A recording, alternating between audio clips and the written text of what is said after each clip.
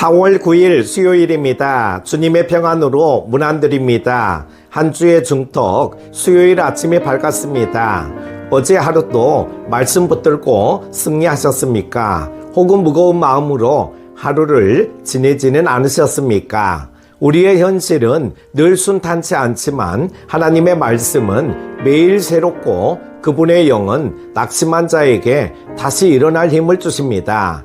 오늘은 민수기 11장 후반부를 통해 성령께서 어떻게 지친 공동체에 임하시며 하나님의 일들을 어떻게 감당하게 하시는지를 깊이 묵상하고자 합니다. 이 말씀은 단지 과거 이스라엘 백성의 역사로 끝나지 않습니다. 오늘을 살아가는 교회와 공동체, 우리 자신의 내면을 비추는 거울이며 하나님의 공급을 다시 확신하게 만드는 위로의 음성입니다. 함께 묵상할 말씀은요, 민수기 11장 24절에서 38절입니다. 모세가 나가서 여호와의 말씀을 백성에게 알리고 백성의 장로 70인을 모아 장막에 둘러 세우매 여호와께서 구름 가운데 강림하사 모세에게 말씀하시고 그에게 임한 영을 70 장로에게도 임하게 하시니 영이 임하신 때에 그들이 예언을 하다가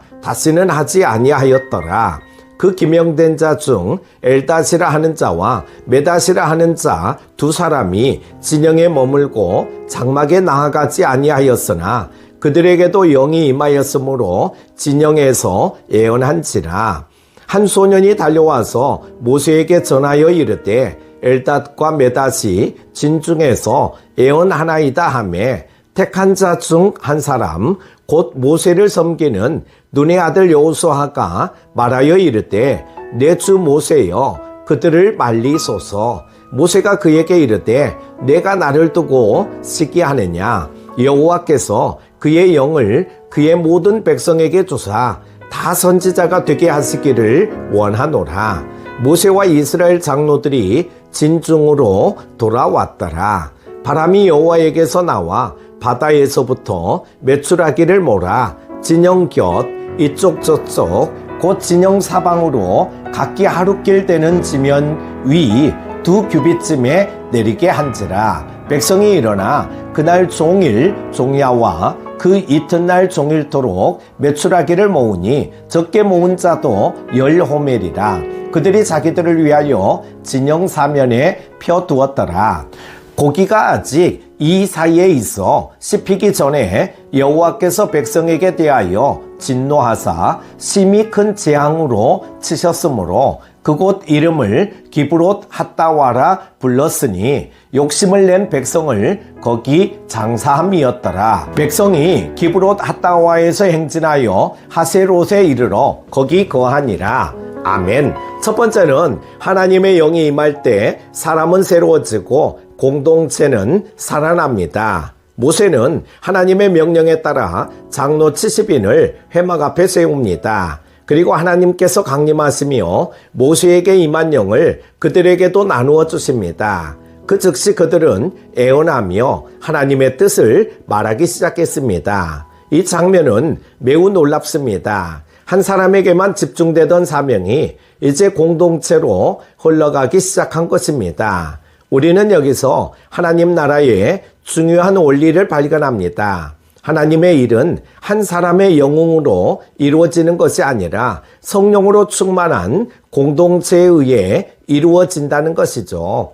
장로들은 지금까지 백성을 따라다니며 행정적인 역할만 하던 사람들이었습니다. 그러나 하나님의 영이 임하자 그들은 하나님의 뜻을 말하는 자, 말씀을 선포하는 자, 영적으로 세워진 지도자가 됩니다. 사랑하는 여러분, 오늘 우리도 마찬가지입니다.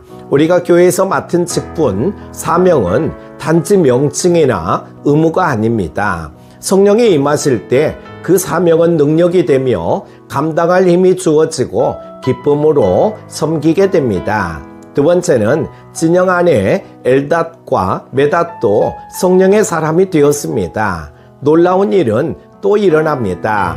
회막 밖 진영 안에 머물던 두 사람 엘닷과 메닷에게도 동일한 성령이 임한 것입니다. 이들은 공식적으로 모임에 참여하지 않았습니다. 그러나 하나님은 그들에게도 동일한 영을 부으셨습니다. 이에 대해 여호수아는 놀라며 모세에게 고합니다. 말리소서. 그러나 모세는 이렇게 말합니다. 네가 나를 위하여 씻게 하느냐? 여호와께서 그의 영을 그의 모든 백성에게 주사 다 선지자가 되게 하시기를 원하노라. 이 장면은 단순한 사건이 아닙니다. 하나님께서 성령을 제한 없이 장소나 신분, 자격을 넘어 부으신다는 사실을 보여주는 강력한 메시지입니다. 우리 교회는 지금 항존직을 세우기 위해 기도하며 준비하고 있습니다.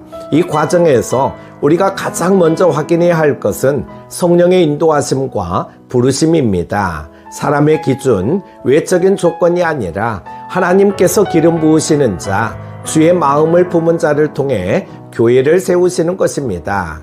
모세는 진정한 리더였습니다. 자기를 위해 시기하는 것을 거부하고 하나님 나라가 넓게 확장되기를 바라는 넉넉한 마음을 가졌습니다. 우리도 이런 시선을 가져야 합니다. 내가 아니라도 좋습니다. 주의 나라가 세워진다면 누구든지 성령의 사람이 되게 하소서. 이렇게 기도해야 될 것입니다. 세 번째는 하나님이 주시는 것도 사람의 욕심으로 받으면 재앙이 됩니다. 하나님께서는 메추라기를 보내셨습니다. 하루길 거리만큼 2규빗 높이로 메추라기가 쌓였습니다. 그 수는 어마어마했고 백성들은 그날 하루 종일 그 다음날 종일토록 메추라기를 모았습니다. 그런데 고기를 입에 넣어 씹기도 전에 하나님의 진노가 그들을 덮쳤습니다. 왜입니까? 그들의 마음이 하나님을 향한 감사가 아니라 육신의 정욕, 끝없는 욕망에 사로잡혀 있었기 때문입니다. 하나님께서 주신 은혜를 감사로 받는 자에게는 그것이 생명이 되지만 욕심으로 받는 자에게는 그것이 징계가 됩니다. 그곳은 기브롯 핫다와 곧 욕심의 무덤이라 불리게 됩니다. 사랑하는 큐티 가족 여러분, 오늘 우리의 삶은 무엇을 향하고 있습니까? 혹시 이것만 있으면 될 텐데 하며 주어진 은혜에 대한 감격 없이 끊임없이 구하고 있지는 않습니까? 하나님은 우리의 필요를 아시고 채우시는 분입니다. 그러나 그분은 우리를 정결하고 성숙한 믿음으로 이끄시기 위해 때로는 욕심을 흔드십니다. 결론적으로 성령이 임하실 때 우리는 새로워지고 공동체가 살아납니다. 오늘 말씀은 단순히 성령의 역사만이 아니라 하나님이 공동체를 어떻게 세우시고 이끄시는지에 대한 깊은 영적 통찰을 줍니다. 하나님은 지친 자에게 성령을 부어 능력을 주십니다. 하나님은 제한 없이 성령을 나누시는 분입니다. 하나님은 은혜를 베푸시고 그 마음이 욕심으로 흐를 때는 징계하시며 돌이키게 하십니다. 지금 우리 교회는 항존직을 세우기 위한 중요한 시기를 지나고 있습니다. 이 일은 인간의 선택이 아니라 하나님의 주권적인 부르심을 따라 이루어져야 합니다. 그러므로 우리는 더욱 기도하며 겸손하게 주의 뜻을 구해야 합니다. 하나님, 이 교회를 위해 누가 필요합니까? 누구에게 주의 영을 부으시겠습니까? 우리가 볼 수 있도록 깨달을 수 있도록 도와주소서 라고 말입니다. 오늘 하루도 승리하십시오. 기도합니다. 사랑의 주님, 이 새벽 우리의 교회와 직분자들을 위하여 기도하게 하시니 감사합니다. 주님, 이 교회는 주님의 것입니다. 우리가 세우는 것이 아니라 주님께서 친히 세우시는 줄 믿습니다. 성령님, 주의 영으로 충만하게 하소서. 기름 부으심으로 사역하게 하시고 은혜로 서로를 품게 하시고 하나님의 뜻 안에서 교회가 하나 되어 가게 하소서.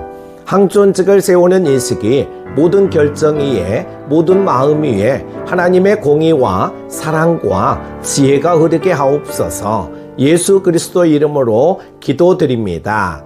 아멘.